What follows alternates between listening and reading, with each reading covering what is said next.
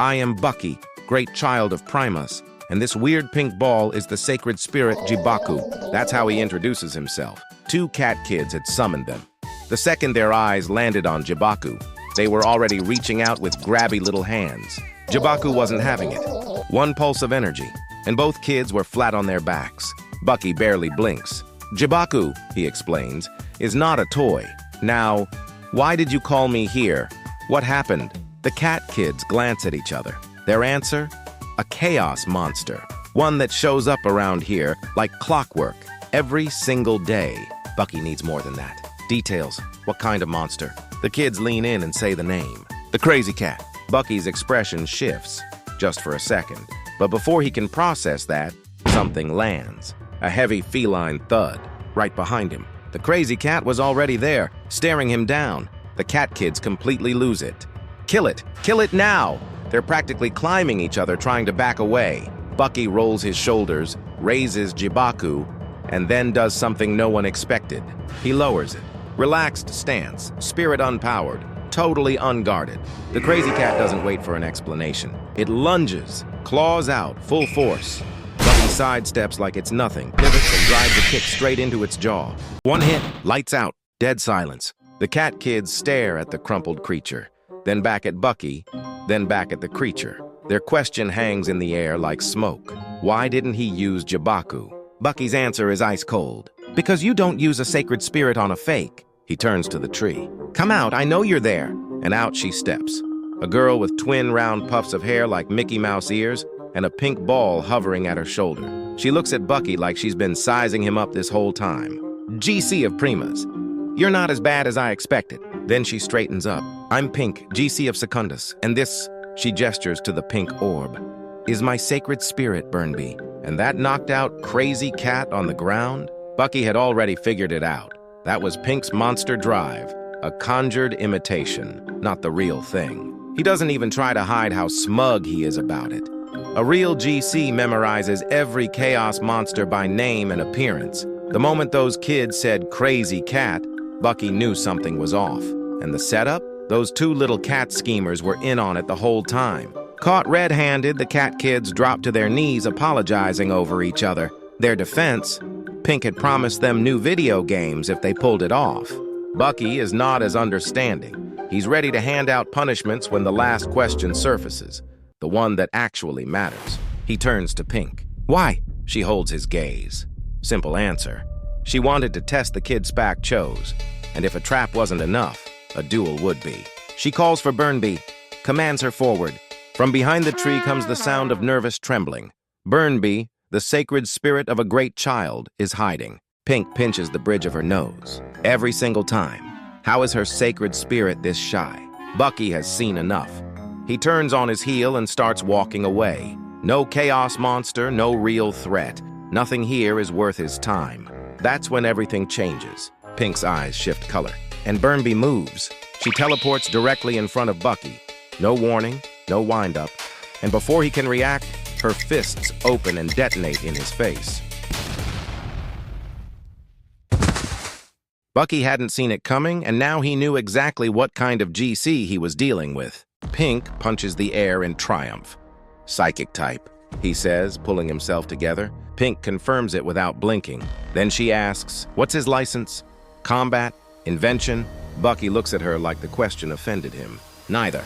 He doesn't have a license. He doesn't need those things to achieve his ambition. Getting licensed is already a brutal challenge on its own. And being promoted to GC on top of that? Bucky doesn't care about that story. But he recognizes that if he wanted to be the #1 GC in the world, he'd have to defeat Pink right there, right now. So Pink wonders, how could an ordinary boy like him have become the successor to someone like Spack? She decides to end this quickly. Same move. Burnby teleports in, explosion incoming, but Bucky had already called his ride. He's on the back of Chicky before Burnby materializes, and the aerial dodge is clean. Bucky, now literally above the fight, shakes his head at her. You want to talk about playing dirty? Waiting until someone's back is turned. Using a knockoff monster to bait a trap.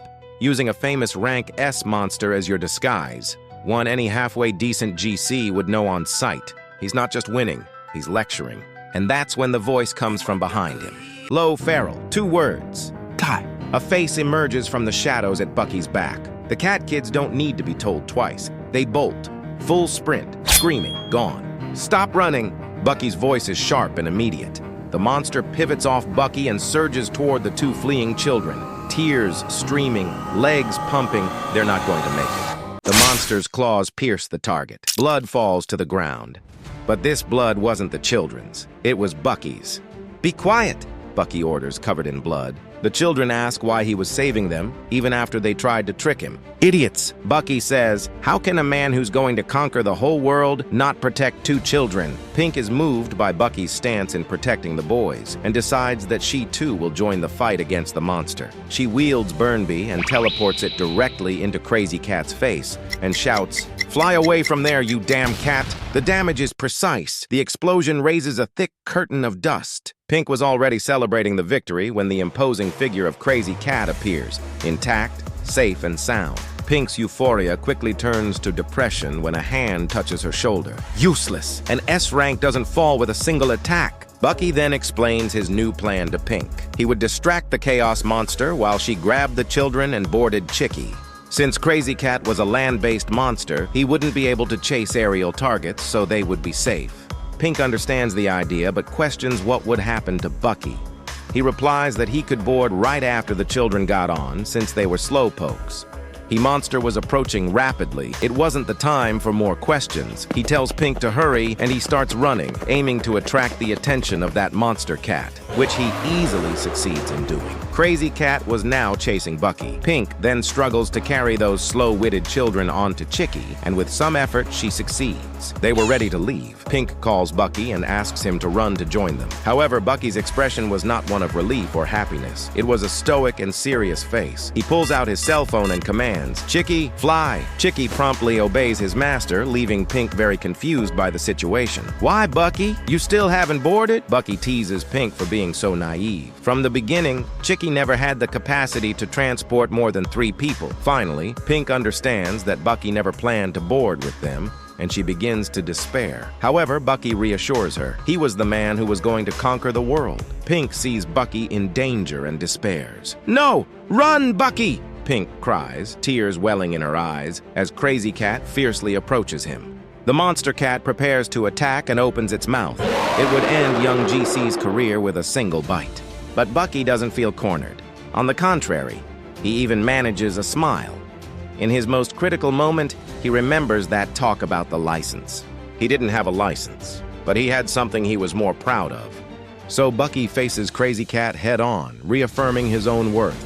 He carried with him the recognition he received from SPAC for his dedication to his dream and his courage to put his own life on the line for his goal. And that courage made Bucky pull a bottle from his pocket in yet another daring maneuver.